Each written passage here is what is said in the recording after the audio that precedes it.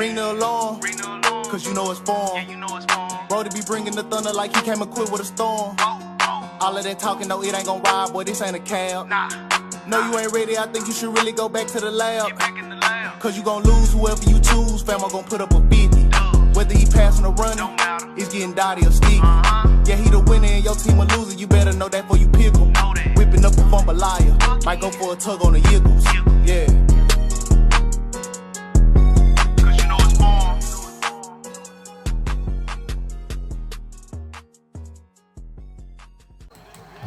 What up, though? It's your boy Foreman. We back with another Madden online ranked match. Today I got a goodie for you guys. Game of the Year candidate against a former #1 ranked player on the rank head-to-heads. Man, you can go back as far as probably Madden 15, 16, and you'll see Solar ATX top the leaderboards. Every year is a top 100 player, real good player. He ain't toxic, you know what I'm saying? Like, every time we've encountered each other, it's always been like just a GG's at the end, as I just completely whiff on the tackle, bro. I can't get the angles down pat yet, man. But yeah, so throughout this game, as y'all see from the title, man, I had a very, very frustrating offense to deal with. And his offense was equally as frustrating. He was running split close, but the way he had his split close set up, he was able to audible down the I for him. He was able to audible down the I for him close, and if it caused me to completely switch up my defensive scheme, because usually against against split close, I'll come out nickel normal, or I enjoy dime 2-3-6, even though it makes me a little susceptible to the wrong. Like, I hate it, bro. I hate that angles. As you can see, like, either they just take a downward angle and just start following him, or when they get close to him, they'll just stop running. So he easily marches downfield, man, and scores a touchdown on me. So I realized after that, when I seen him audible down the I for him close, which is very common, we see that all the time. It's one of the metas in regs and in Milk, coming out split close, audible and down. So I'm like, okay, cool. I do have defense for that. It wasn't something that I'd run a lot this year, but I'm like, okay, I'll just come out in my 3-4 bear, and then I should be fine. As y'all can see, and there's a lot of y'all know, because a lot of y'all have been watching me since last Madden, I have a really balanced style. I can run, I can pass, and I can play defense. You know what I'm saying? I'm a very balanced player when it comes to Madden, but as of late, I've been enjoying my run-heavy scheme.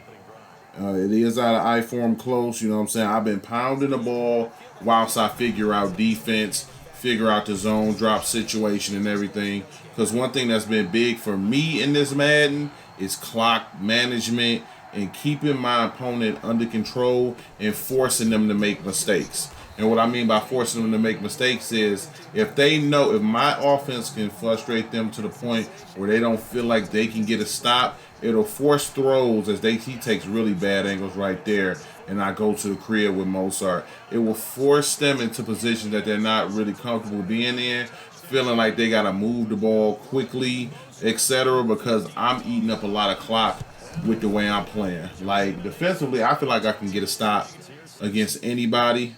So for me, it's more so about just controlling the thing, so I'm comfortable.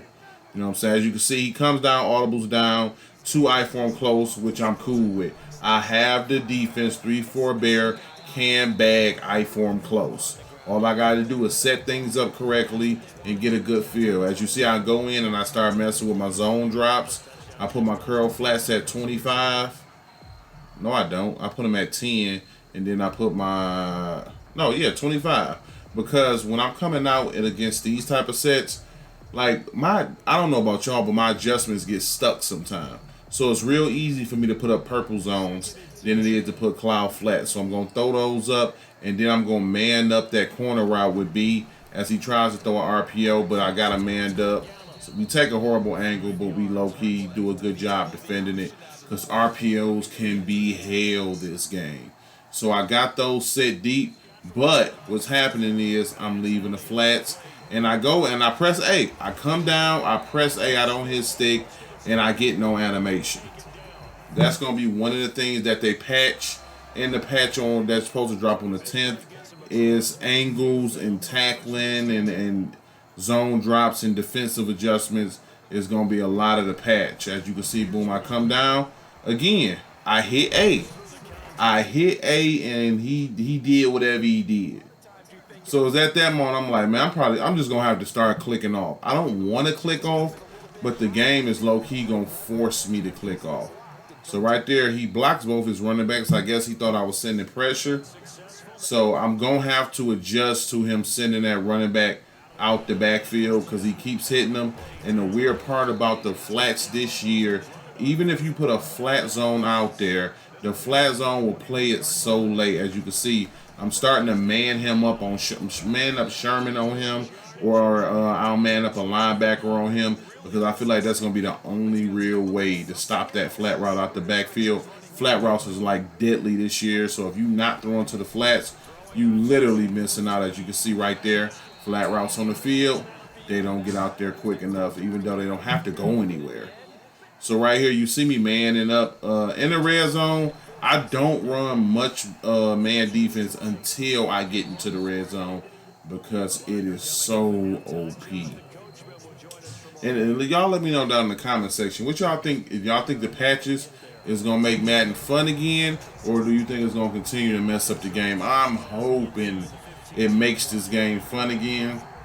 One, so I can enjoy the game. Although I'm still winning. My online record, I think, is like 58-7,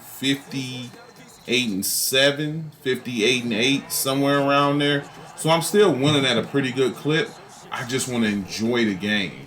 Like, I'm playing just to get content for you guys and things of that nature. So I'm hoping that the game becomes fun again. And for business, from a business aspect, I just want to get my views back up. You know, prior to people found out that this game was horrid, and it shouldn't have been released. You know what I'm saying? The views was looking good, bro. We was around 3K. We was getting around 2,500, 3K a video, which was good for a channel my size. But that's completely dropped because if you don't enjoy a game, you're not gonna watch it.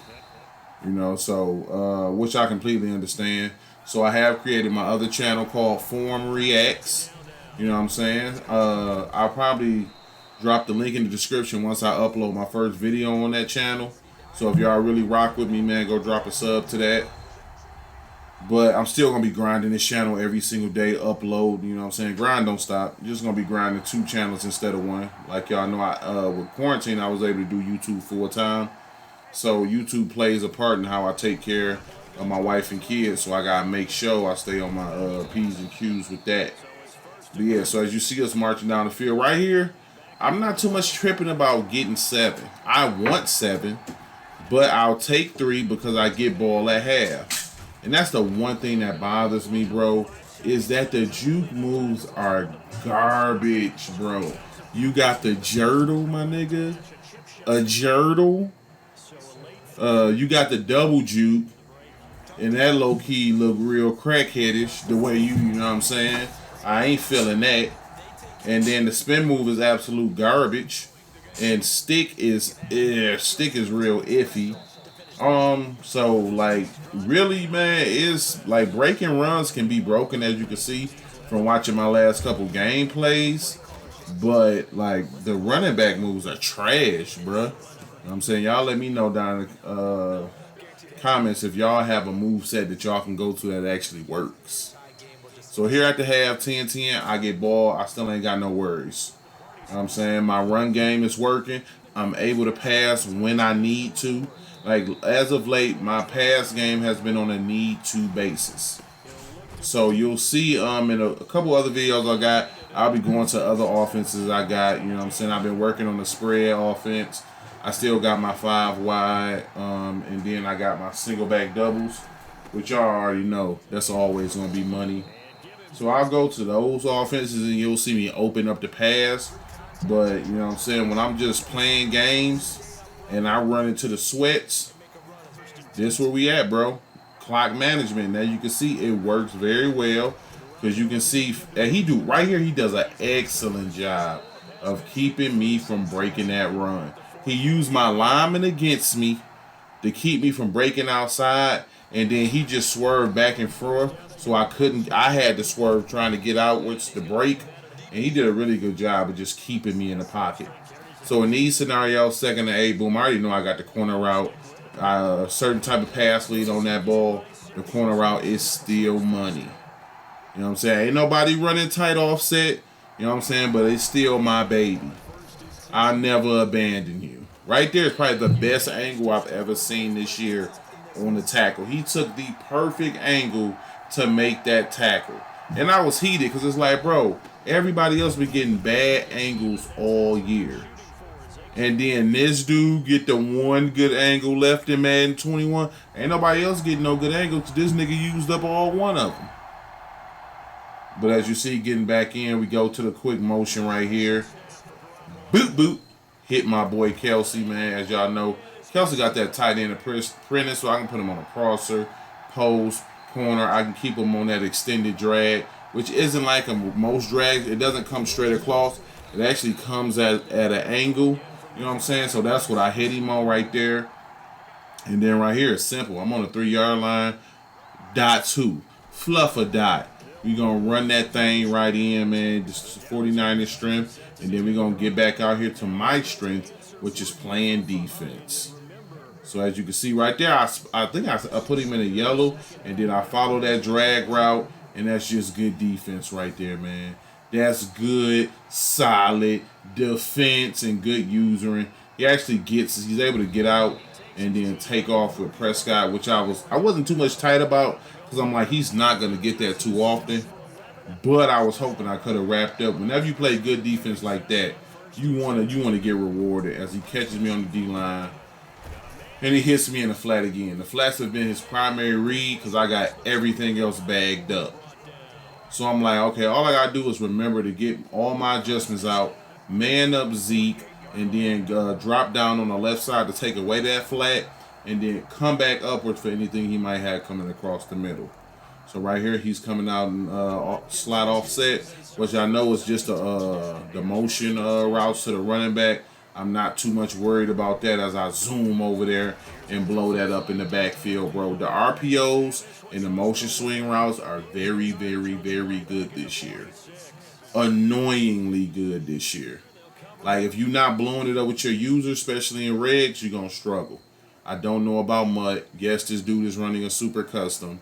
I don't know about Mutt, but I just know here it's Struggleville, USA. So as you can see, I come out in my dime 3-2-6 because he coming out in tight offset.